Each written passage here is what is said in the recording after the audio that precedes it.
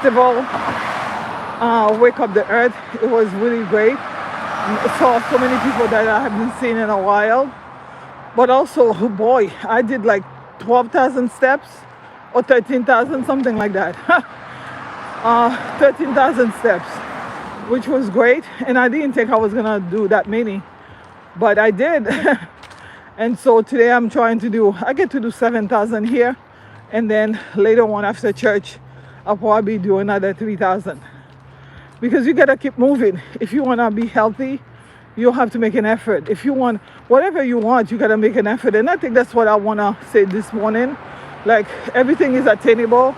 You know, I've talked about a smart plan on my show, Let's Talk Money with Friends. I've talked about that, how your plan has to be specific, measurable, attainable,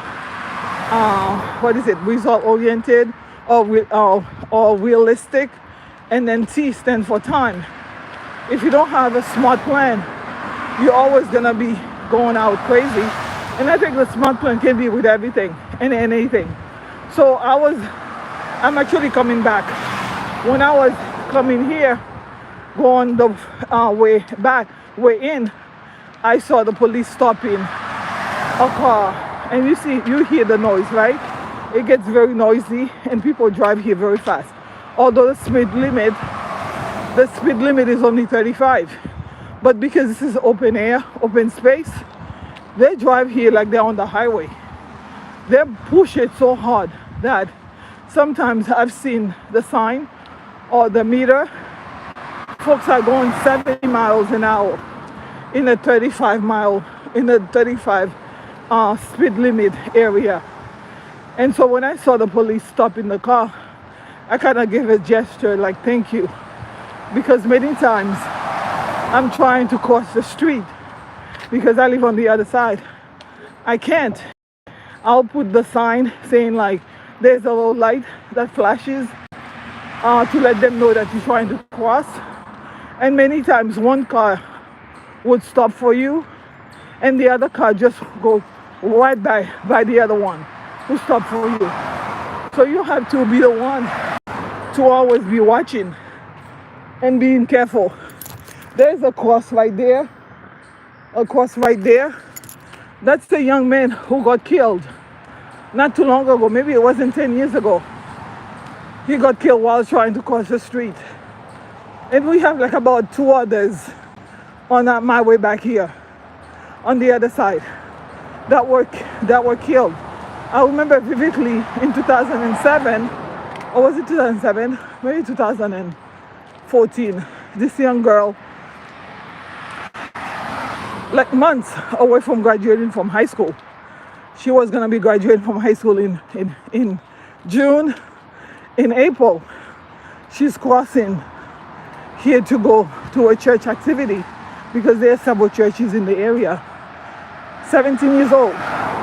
She got killed by a fast speeding car. The cars are going by so fast. What happened is that I understand sometimes people can be absent-minded and they're driving and it's a little, this is an open air, open space. There are no lights, so they keep going. I don't know, sometimes I'm wondering why they don't have lights to stop them. But this is a state road, so no lights, they keep going. And they go as fast as they come. I kid you not, I've seen people racing here. The other day, I saw a car coming at me, 2 of them, and they were racing in the middle of the day. So there are some people who just don't know how to follow rules, and they always have to have the police watching them. The police they have a license. When you got the license, I remember as a teenager, when I went for my license, you had to take a class. For those of you who don't know, in the United States, before you go get your license, you have to go to driving school. You have to go to driving school first. There is a test you have to take first before you even get your permit. And that test talks about the rules. How do you navigate through once you become a driver? So, good morning. That's what you do. You gotta read it and pass that test. and then they give you a permit. After you get a permit, an adult or a school, I went to a school, and they teach you how to drive, right? So that's why 99, I would say 95% of the people who are driving, like these people here, they're responsible because they remember the training, and they remember that one of the things that they said was, you are responsible not only for yourself, but the pedestrians and also other drivers. You gotta care about people around you, care about your life, because the car can be a convenient, a great thing to have access to, but also it can be very dangerous. I think I shared that my cousin had an accident because he fell asleep on the wheel at 2 o'clock in the morning, coming back from an event. I don't know what it was, if it was work or an event. I really haven't talked to him about where he was coming from. But it was 2 o'clock in the morning on a Saturday, and he fell asleep. And it happens all the time. Even that, you have to be careful. If you feel tired, if you feel like you need to rest, you don't get behind the wheel, because that same car that will take you home could also kill you. Not only kill you, but kill other people around you. So I get very nervous. Even sometimes, I come out here all the time, but I get nervous because I don't know when somebody's going to make a mistake. And we only have a little railing separating us from a speeding car.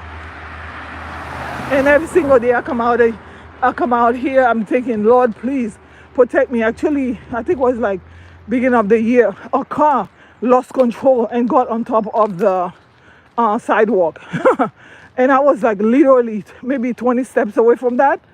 And the reason he was doing that, because his friend finally, when he stopped because his tires blew up, I saw his friend come in to help him.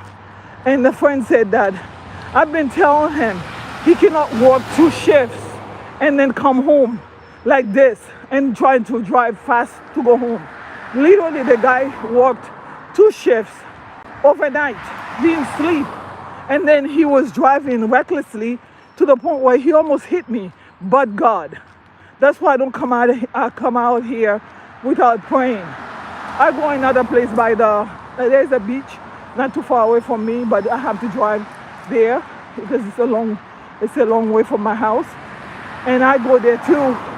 And the same type of accidents have happened because people are responsible. Listen, accident can happen. Nobody is perfect. Okay, thank God for me. I've been driving for many moons. I'm not going to say how many years, ever since I was in high school, and I've never gotten into a major accident, because I think it's because I make a point to think about myself. I don't want to be hurt, but also think about my neighbors. That's the love. Think about the people. Because I'm thinking, if I hit a child, that child has a mother, has parents, has people care about that child. I don't want to be responsible for somebody not being here. What can I do? What can I do intentionally to not let that happen? So it's the same thing with everything else. Good morning. In life, you got to think, what can I do? I'm not here to preach anything other than, think about other people. I think we all know the golden rule. It doesn't matter what religion you are. It says to do unto others as you will have them done unto you. That's the golden rule. You don't have to be Christian. You don't have to be Buddhist. You don't have to be, Muslim. You don't have to be Jewish. It doesn't matter what religion you are. It tells you to think about your neighbors. Be conscientious. Think about other people. And I think every time I pass by here, I think about that girl. She would have been, I don't know, in her 20s now, probably done with college, graduating, maybe starting a family, her life, the entire family. Not only did she die and never got to materialize and really lived her full life, but her entire family all the family members were impacted. These people haven't recovered because of that. People don't recover when they have a child, and it's hard for them to recover when you have a child who's healthy, not sick, who just left high school. She just left high school and she was going to an event at the church. I think she was a tutor at the church, and she was crossing the street, and because the car was moving so fast, speeding, He didn't have a chance to stop. He didn't have a chance to even see her because he was moving so fast. So anyway, this morning, I woke up and I was dealing with a situation, and my neighbor was like, "Are you upset?" And you can hear it in my voice because I was dealing with someone who's just like these reckless drivers. You have people who just don't think about people around them. They don't think about how to say, okay, if someone doesn't do it to me, let me not do it to them. If somebody doesn't do it to me, let me not do it to them. If I come around and I come to a space and I see that space is well maintained, what do? I keep it well maintained. Because you know what? If I found it nice and I'm able to use it without any hiccups, the next person who come in behind me should find it nice and not be able to deal with a hiccup. But that's something I think you have to be taught when you are a child. Unfortunately, too many people were just like existing. They didn't have an opportunity to have parenting. Parenting is very important because if you're going to have a child, you have a responsibility to kind of train them in the way they should go. The Bible even talks about that. It says, train up a child in the way they should go. I'm not judging people, but if you fail to train them, other people live the consequences. You know, society has to deal with that. The neighbors have to deal with that. People at work have to deal with that.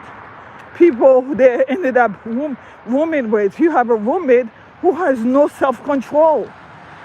No self-control. Unbelievable. I'm one of 7, and my mother, growing up, she always used to tell us hygiene is very important because hygiene will keep you healthy and hygiene will keep you safe. Hygiene, you know, how do you take care of yourself, your physical self, and also your environment? You know, she said that she used to tell us many of the people you see that are dying, sometimes it's bacterial diseases. She said, no, as a young girl, you got to take care of your physical body, and she taught us how to do that. And she taught us how to use, you know, deodorant. Like I have specific natural ones that I use because unfortunately I have a cousin who died of breast cancer in her early 50s, and I heard that that could be part of the, you know, that could impact your health. So I stopped using the over-the-counter deodorants, but I use stuff to make sure when I'm around people they don't have to smell my body. My mother said, I also made sure you guys were taking care of us as babies so that you didn't have, I don't know, she said something about if you don't clean the child real well, sometimes they have that leftover scent that really lingers for their lifetime. So anyway, I don't know if how true that is, but also too, hygiene when it comes to your environment. We were 7, and one of the things, obviously you all hearing me, I'm from another country, and one of the things that we used to do is on Saturdays we'll wake up and everybody's like clean up, everybody everywhere, clean up. Before Barney came up with that song, we knew that we all had to do something. That's why, believe it or not, I learned how to cook when I was 9 years old. I can cook for an entire community every Thanksgiving. Since my mother gotten older, that's my responsibility. I cook for Thanksgiving for my family, sometimes 30 people. And I do that. I know I have to do it. I take 2 weeks. In November, 2 weeks is my responsibility to go pick up stuff, create a menu, send email to everybody or text. We have a family chat. Make sure that I tell my brothers, my sisters, my cousin what we would need. But the main dishes are my responsibility. My mother said, you gotta do it, because I used to do it. Now it's yours, but my sister does Christmas. She does that. She said, okay, Gabrielle doing Thanksgiving, I'm doing Christmas. Other sisters, Easter. Actually, my mother does Easter and my aunt together. And so you gotta share the responsibilities. So growing up, learning how to share household responsibilities, like chores. We didn't have a specific one. It's just like You wake up and mom say, do this, do that, do this, you go do. And then we all came out and did it. And then you see on Sundays, because we're going to church on Sunday morning, my mother said, you never know who's coming to the house after church. Maybe the pastor, we used to be close, we went to a small church. Maybe the pastor might want to come and visit, because our church back home or back here, early on in life, they used to come to visit. Sometimes people just want to come and have dinner. We actually encourage to cook our dinners the night before. So by Saturday night, everything is ready. So by the time we come back from church, Black people's church, they're like 4 or 5 hours, right? We'll go to church at 7:30. We don't get back home till like maybe 1, 2 o'clock. And then we have to go back again for youth ministry or for afternoon churches, services. So Saturday was the day. Saturday was the day where we did everything.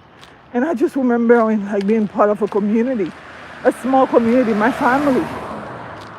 So it's really surprising to me when you have people around who just don't know how to do the minimum, and they're looking at you like you have 4 heads. It's like, okay, you never learned how to drive. You never went to driving school. Why are you speeding? And you do that all the time. It's not like, I'm late. Let me see if I can get over with this today. No, it's all the time. It's like, I don't care about anybody. I'm just going to do what I want to do. It's the same thing. They come around your house. I don't care. I'm just going to live however I want, create a mess, and then the person has to live with my mess. No, we got to be more conscientious and more, think about other people. Think about your neighbors. Think about your family. Think about people who are next to you. Be conscientious. I don't know. Conscience is something that we don't have enough here. But anyway, I just wanted to share this. When I saw the police, I kid you not, I gave them the thank you sign. Like, thank you. Because how many times I've tried to cross the street here and I had to run to save my life. And I'm like, my heart is beating so hard. And I don't want it to happen. There's so many people that I've gotten to know who walk around here too. I would hate to hear that they got hit by a car and died. There's an older couple. I think they might be in their 90s, God knows. They're like, you could tell they're like a really beautiful, they've been together for a long time. Every time he sees me, it's like, looking good. But they move so slowly. They're like 90 or more maybe. And they move very slowly. And they have to cross this. And I'm like, every time I see them, and I'm like, Lord, I pray that a car would see them, always see them, because at this age, the kids don't have to pick up the phone to hear from the police saying like your parents, because they move together. Like, it's almost like, I kid you not, you've heard of people dying together. They move together, okay? Very slowly. They come out mostly at around 1 o'clock. When I come out at 1 o'clock, I always see them. And to have these people moving so slowly, trying to cross the street, and because cars are going so fast, you might not be able to see them. I think about those people. Me, I run. I don't walk. I run across the street. That's usually the only running I do sometimes. But anyway, I just want to say happy Sunday. This is the day that the Lord has made. Think about your neighbors. Think about yourself first. Think about your faith, whatever your faith is, and do better. Do better wherever you are today, because if you do better, not only is it going to help you, but also it's going to help everybody around you. God bless you. God loves you. This is a world where every single day we're hearing bad news. 3 weeks ago, I got a call from a sister of mine. She said my sister-in-law just got diagnosed with pancreatic cancer, and now she's going to have to go to therapy. This is a woman who used to travel a lot, do a lot of stuff with her husband. Now they have to focus on therapy, chemotherapy. And I'm like, Lord, thank you for health. What can I do to stay healthy? And what can I do to make sure everybody around me stay healthy? I cannot be a burden to other people. I need to bring them joy, so that, because the joy of the Lord is my strength, and I want to share that with other people. So stay healthy, stay well, stay healthy. Stay wealthy too, because your health is your wealth. Listen, it doesn't matter how much money you have in the bank.